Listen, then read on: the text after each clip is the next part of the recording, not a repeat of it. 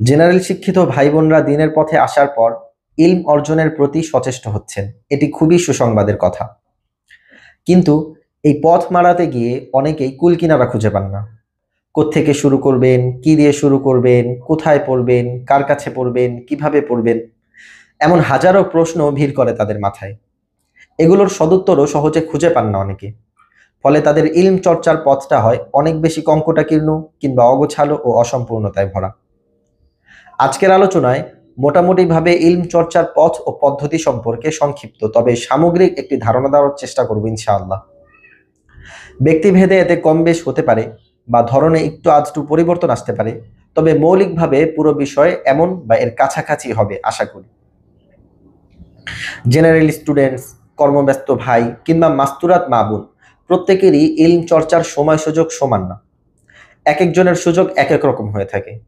তাই প্রথমেই নিজের দিকে তাকাতে হবে, বুঝতে হবে আপনি কোন ক্যাটাগরির, আপনার হাতে সময় কতটুকু আছে, সুযোগ কতটুকু আছে। সময় সুযোগের আনুপাতিক হারে নিজের পুরো ইলম চর্চার পথটি সাজাতে হবে। এ বিষয়টি খুবই গুরুত্বপূর্ণ, কারণ অনেককেই দেখা যায় নিজের সময় সুযোগের প্রতি ভ্রুক্ষেপ না করে হুট করেই কোনো প্রতিষ্ঠানে ভর্তি হয়ে যাচ্ছে বা কোনো এক জায়গা থেকে শুরু করে দিচ্ছে। ফলে কুলাতে না পেরে এক পর্যায়ে ইলম চর্চা ছেড়ে দেয় এবং এই সুযোগে হতাশা তাকে পুরোপুরি গ্রাস করে নেয়। শয়তান তার মনে এমন ভাবনার উদ্রেক ঢুকায় যে তোমাকে দিয়ে ইলম চর্চা হবে না, তুমি ব্যর্থ, তুমি হেরে গেছো। অথচ সে যদি নিজের ক্যাপাসিটি বুঝে সেইভাবে যাত্রা শুরু করত, তাহলে কিন্তু এমনটা হতো না। তাই প্রথমেই খুঁজে দেখুন অফলাইনে ভালো ও যোগ্য কোনো আলেমের কাছ থেকে ইলম চর্চা করার সুযোগ আপনার আছে কিনা। যদি থাকে, সময় মতো তার কাছে যান এবং নিজের ইচ্ছা ও প্রয়োজনের কথা তাকে খুলে বলুন। আশা করি তিনি আপনার প্রবল ইচ্ছাকে মূল্যায়ন করবেন। আর যদি সেই সুযোগ না থাকে, তাহলে বর্তমানে বহু অনলাইন একাডেমি তৈরি হয়েছে। ভালো মানের কোনো একাডেমি খুঁজে সেখানে প্রয়োজনীয় কোর্সে ভর্তি হয়ে নিন। কিসে ভর্তি হবেন সেই বিষয় ওই একাডেমিতে আছে কিনা তা জেনে বুঝে খালেস নিয়ত করে অ্যাডমিশন নিয়ে নিন। ইলম চর্চার ক্ষেত্রে ধারাবাহিকতা বজায় রাখা অনেক বেশি অতীব গুরুত্বপূর্ণ।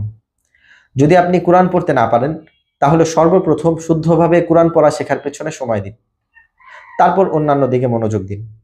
অনেক ভাই বোন আছেন যারা শুদ্ধভাবে কোরআন পড়তে পারে না, কিন্তু অন্যান্য বইপত্র নিয়ে ব্যস্ত থাকে, বিভিন্ন কোর্সে নিজেকে জড়িয়ে ফেলে। ফলে দিন যত গড়ায় অন্যান্য জিনিস তার শেখা হলেও কোরআন তেলাওয়াত থেকে যায় আগের মতোই। এটি খুবই গর্হিত কাজ এবং কোরআনের প্রতি এক প্রকার অবহেলা প্রদর্শন।